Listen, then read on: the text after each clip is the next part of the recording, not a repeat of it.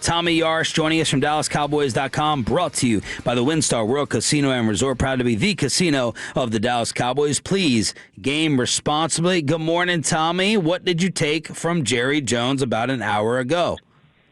Good morning, guys. First of all, Merry Christmas, Happy Holidays for everybody. Hope you guys had a good time with your families. I think there's a lot of interesting stuff. Number one, when you guys asked him where do they think they missed personnel-wise on defense, looking at the secondary, I think that's certainly accurate. I think you could go a lot of different areas with that. You could go linebackers, you could go pass rush, but I think secondary certainly has been, an issue where they, even if they do upgrade, do you really have as good of a year given that your pass rush isn't getting home? Who knows? But I thought that was accurate. Talking about Dak Prescott, I wouldn't expect. I'm maybe this is just me thinking because usually conventional wisdom in the NFL is, all right, if you're out of the playoffs in this last game, you rest your starters, or if they play, they don't play much. But we could have said that going into last week, and Dak played a full game. So who knows? But I think Joe Milton will get some run on Sunday, and then. Just continuing to talk about the defense, and hey, we'll get to that pronto in terms of changes after the season. It's not on one coach or one player that's really the cause of the solution to the problem. So, look, defensively, they're going to have a lot of conversations if it's not just one person or one coach, because there's certainly a lot to fix. Tommy, one of the things that stuck out to us is when he was talking about pro players and people from the outside, but then he specifically talked about guys they let go that had better years and reconsideration he might give, but he specifically talked about DeMarcus Lawrence. Who do you think kind of fits that bill to where Jerry might be changing his mind on, like, hey, let's give a closer look to bringing that guy back? Like, would it be a player that they would normally go, like maybe a hooker or somebody like that he's like, hey, let's slow down. Let's see if there's something that can be salvaged here because they were put in a bad context? Well, that's a good question. I think Hooker fits that bill. Yeah, rare. I think Hooker fits that bill. I could see any one of the, we talk a lot about how they've got $60 million at the defensive tackle position going into next year. If they decide to move some of that around, like a Kenny Clark or something, I think that could be one where you're like, oh man, that would be tough. Really there, but maybe even as shocking as it may sound, given how much he has, how much he hasn't produced this year in terms of sacks, but Dante Fowler, it wouldn't shock me at all if he went to a different scheme, kind of more of like a Dan Quinn style scheme, and started to rack up the sack numbers again. There's a couple of different guys, and so that just kind of begs the question, is this, it all goes back to, is it scheme or is it personnel? And I think that, you'll certainly have your answers elsewhere in terms of what other guys are doing in different settings. That doesn't mean it's the end-all, be-all that, okay, it's the scheme that's causing the issue for these players, but it's certainly something that you have to consider. Which side are you on when it comes to a win-now defensive end and giving up the Green Bay pick and a future first for one? I think you just need pass rush help no matter what. Do you need to get, a top-of-the-market player? I don't necessarily think so. Would it help? Absolutely. If you feel like what you're giving up is good enough for what you're getting in return and you still feel like you can round out the rest of your defense, then yeah, I don't think this team is one elite pass rusher away from being a good defense, though. Now, that also just begs the question, okay, do you need to be a good defense or do you need to be an average defense? Right. And I think you can make the playoffs with an average defense, but if you want to win a Super Bowl, which is certainly the goal, then I think you do need a good defense in today's NFL, especially with how much the ball is being thrown and how good some of these offensive skill players are.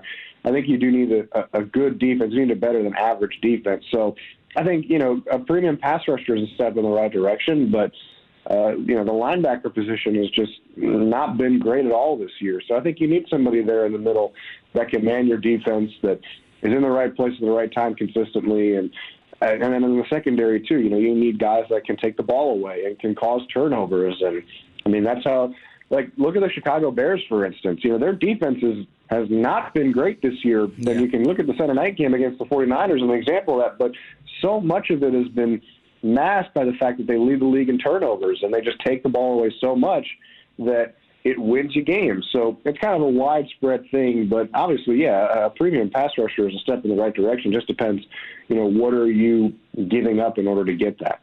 Tommy Yarrish, DallasCowboys.com, D&M Leasing Hotline here on Shan and Bobby. Is the Logan Wilson coaching confusion the most bizarre Cowboys story of the season, or is there one that tops it? Bizarre. Oh, bizarre? I mean, there's always so many, so you're going to have to make me rack my mind on this. It certainly is attention-grabbing just because, I understand the heat of the battle, things slip your mind. I'm certainly not one to talk when it comes to remembering things. I've got the worst memory in the world.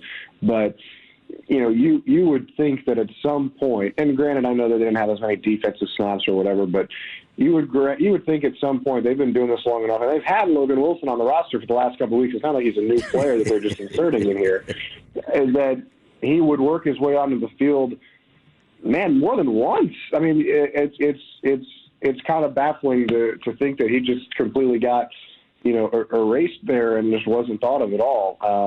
It was surprising. I'll say that. I don't know if it was the most shocking story of the year. I think the Diggs story, just because of how it came about, was one. He's installing a TV, Tommy. That's not a big deal. No. It's not. I'm just saying, I agree. No. That's not what he was doing. Out of left field that came. Yeah. Oh, okay. Yeah, that's one. Las Vegas was another one with Lamb and Pickens sitting out the first drive. Good call. That might be like a postseason study that we've got to do. It's been a year. Maybe a rank. Yeah, it's been one of the years of all time. Now, Tommy, is it really an all-time year or just another year? I think No. I said it's one of the years of all time. I think it's one of the better years they've had recently in terms of just just bizarre stories. I think they've had a handful this year. Tommy, I'm curious on that front. The explanation they give for the Logan Wilson situation and the number of snaps that he plays, is that just indicative or potentially emblematic of maybe these communication issues go deeper than just the players themselves if the coaches can't even be on board about who's supposed to be in the game? Well, I mean, I wouldn't speak to that too much because I don't, I'm not on the sidelines and I can't hear what that communication is like. But I think from our vantage point, it's evident that there have been several instances and more instances than necessary where people aren't on the same page. And, that certainly is part of the reason why this defense has struggled. And, look, I'm not saying that Logan Wilson is a sort of, I'm trying to think of the right way to phrase this, but a player where, against the Commanders, they give up 50 or less yards or so if he plays 20 snaps, right? I think he's had his fair share of struggles this year. We've seen points where he struggles to hold up speed-wise and where he can't exactly get the right angle and things like that. But to not play him a single down and, Bobby, I saw some of the clips that you posted of the communication stuff from this past game and guys getting set. For it to be this late in the season and there's still things like that. Granted, there's been a lot of turnover in personnel and guys coming back from injury and not and all that stuff. But I would think that that's certainly been something that this season is going to look to improve on going into next year. Would you like a Zoom invite or in-studio invite for Bobby having to shave his head? Oh, in studio. I would love to be there. Yeah, I've got Donovan Ezeraku needs 4 sacks this weekend. This is Bobby Belt. Finally. Well, again, missing on a football prediction. Barring injury, okay? Because obviously the injury can factor into all of this. But barring injury, if Ezeraku doesn't pick up a minimum of 6 sacks as a rookie, minimum. That's like the very baseline. That would be, all right, he kind of met expectations, to me anyway. If he doesn't pick up a minimum of 6 sacks as a rookie, I'm going to shave my head bald. Tommy?